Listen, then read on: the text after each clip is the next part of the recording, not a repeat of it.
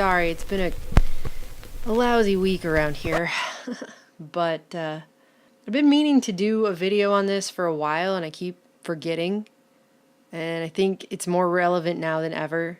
I will just say that I don't even know how many times I've been called a conspiracy theorist as an attack since I've been doing this professionally, but also one of the first things I started to question when I woke up was the official 9/11 narrative. I didn't know what I believed about it at the time. I was just asking questions. And I remember having especially friends and coworkers at the time say, "You're starting to sound a little bit like a conspiracy theorist," as if that somehow that phrase is supposed to automatically invalidate anything you have to say, any questions you have about something, any criticism, anything. It's supposed to just shut you down automatically. Ooh, I don't want to be called a conspiracy theorist. At this point, I've been called a conspiracy theorist so much that it pretty much is it was a badge of honor for a while to be called one. Now it's just kind of like a non-phrase. It's been used so many times. It doesn't even mean anything anymore. That's the sad part. I think it's worn out its ability to shut people down now because no one even cares anymore because it's been used so much. But this phrase, and people don't realize this, has been specifically weaponized by the CIA.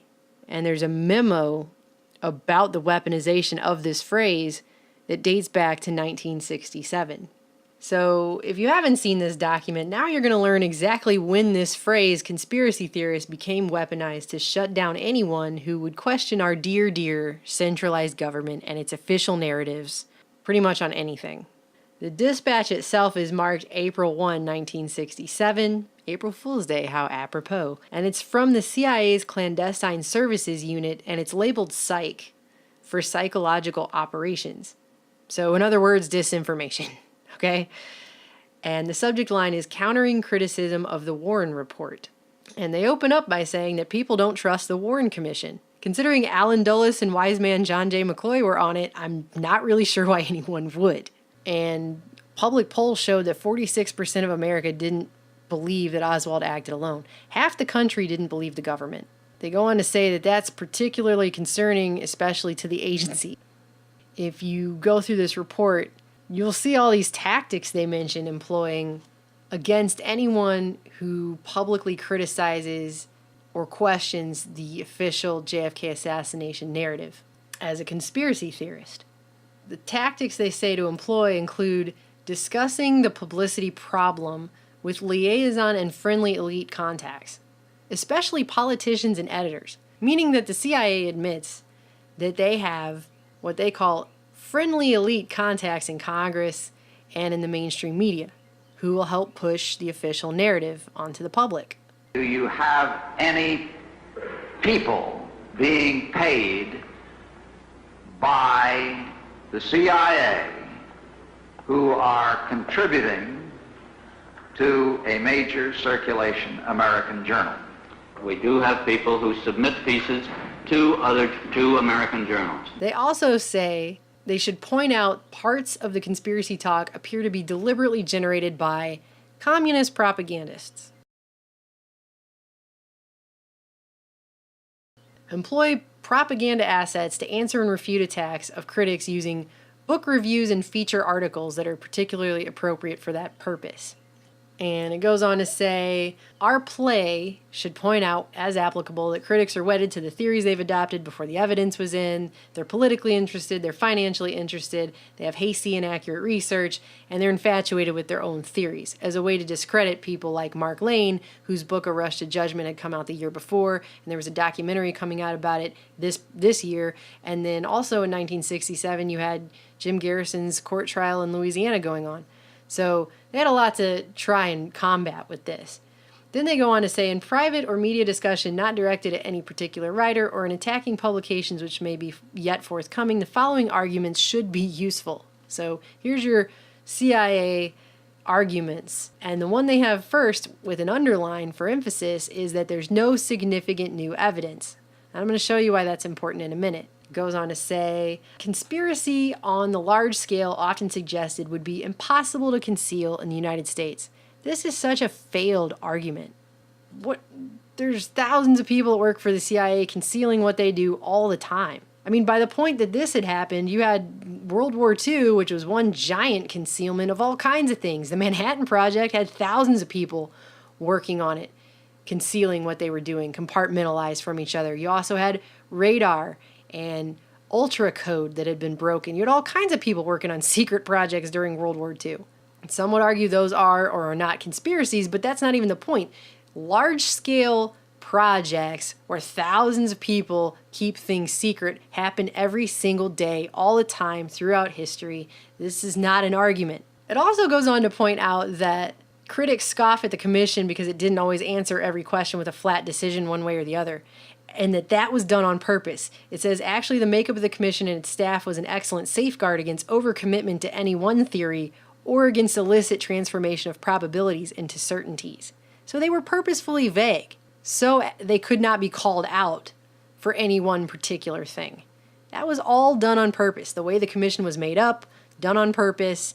And when I read that, the first thing I thought of was 9/11 and NIST, the NIST report. These are the tactics they came up with in 1967, and they've used them over and over and over. And just right here where you have these talking points of how there's no significant new evidence and that conspiracy on this large of a scale, as often suggested, would be impossible to conceal, just on those 2 points alone, if you go back and start looking around at book reviews and editorials, exactly as the memo suggests, from 1967, after this memo was released, you will find CIA talking points directly in the media. Like this one is a two full pages spread in the Bridgeport Sunday Post. So the Sunday newspaper, this is back when people read the newspapers. A lot of these, by the way, that you'll find are in the Sunday paper, and they're huge full-page spreads. That's done on purpose. And they devote all this room and space to this, and then they employ the talking points directly from the CIA memo. Things like this sentence where they say that it's a conspiracy of almost universal dimensions. It's so huge. It's the size of the universe. That's how big the conspiracy would have to be. Or the no new evidence line, that one's everywhere. Conjecture, not fact. The critics have assaulted the theory, the single bullet theory, the magic bullet theory, as it has now come to be known. The critics have assaulted the theory, but not with new evidence. There's just no new evidence. Or this full-page spread about how amateur sleuths develop theories, but no new evidence. So that's what they did, and that's how they did it, and this is still being done today. They have used this again and again and again. The same tactics, the same elements from the CIA memo 1967, weaponizing the phrase conspiracy theorist after anything major happens, where people en masse attempt to question the validity of the government's official story, including the communist propagandists. Although today they just say you're fake news and they call you a Russian propagandist, but it's the same exact tactic that's being employed today. Starting in the 50s, the CIA employed something called Operation Mockingbird, where they recruited leading American journalists into their propaganda network. We do have people who submit pieces to American journals. And it specifically points out that Phil Graham from the Washington Post was running the project, and it included people from the New York Times, Newsweek, and CBS. And what do we see today? You have all the same mainstream outlets pushing the fake news narrative, which the whole point of that is to shut down independent alternative media sources, especially those that are critical of the establishment or that discuss conspiracy theories. And Washington Post was the first one to really promote and push the unfounded claim that all alternative media sites are Russian propagandists, which they got largely called out for because there was nothing really to back that claim up except some website that could have been put up by anyone. So the same tactics are still being employed by the same people. New York Times as well, all about the fake news. New York Times, by the way, recently winning a Pulitzer Prize for their reporting on the Russian hacking of the election. All the same people are doing the same exact things today. Nothing has really changed. I mean, I had someone send me a message on YouTube the other day about something they saw in the mainstream media, and they couldn't remember which outlet it was. They were walking by a TV at work, or else I would find this clip and show it to you. They said it was crazy because there was a bunch of pundits sitting around talking about Trump's serious strike, and they actually instructed their audience. If someone says it was a false flag, meaning the chemical weapons attack that Western intelligence agencies have now blamed on Assad to further their regime change mission in Syria, if someone says it was a false flag attack, you ask them, well, was the response a false flag too? That's the talking point now. As if somehow Trump's Syria strike can backwards verify the US government's official version of events in the chemical attack. That's just not how it works. That'd be like saying Bush's Iraq war, the one he himself said he had a hard time connecting to the war on terror in 9/11, somehow backwards validated the government's official story of what took place on 9/11. Simply doesn't work that way. But that's how they're shutting people down now.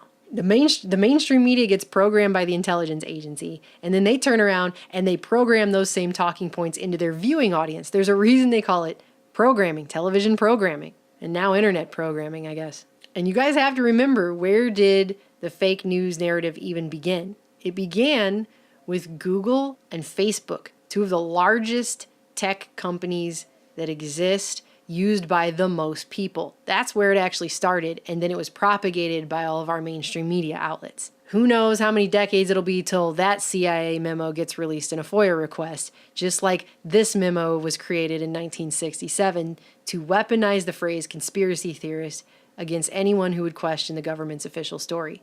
Now that you've seen this memo, when you see these talking points come up, because they still use them every single day, take a guess on who spoon-fed those talking heads those talking points.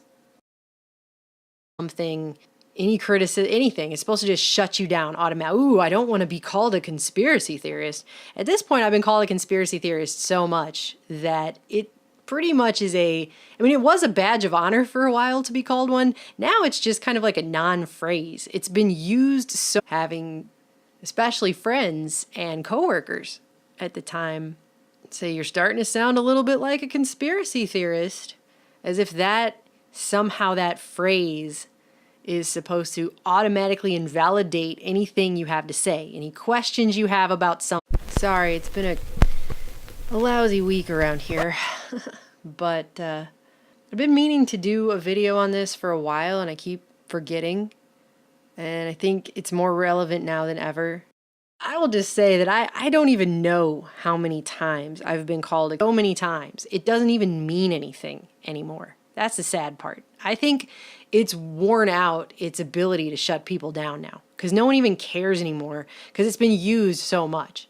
But this phrase, and people don't realize this, has been specifically weaponized, conspiracy theorist, as an attack since I've been doing this professionally, but also one of the first things I started to question when I woke up was the official 9/11 narrative. I didn't know what I believed about it at the time. I was just asking questions. And I remember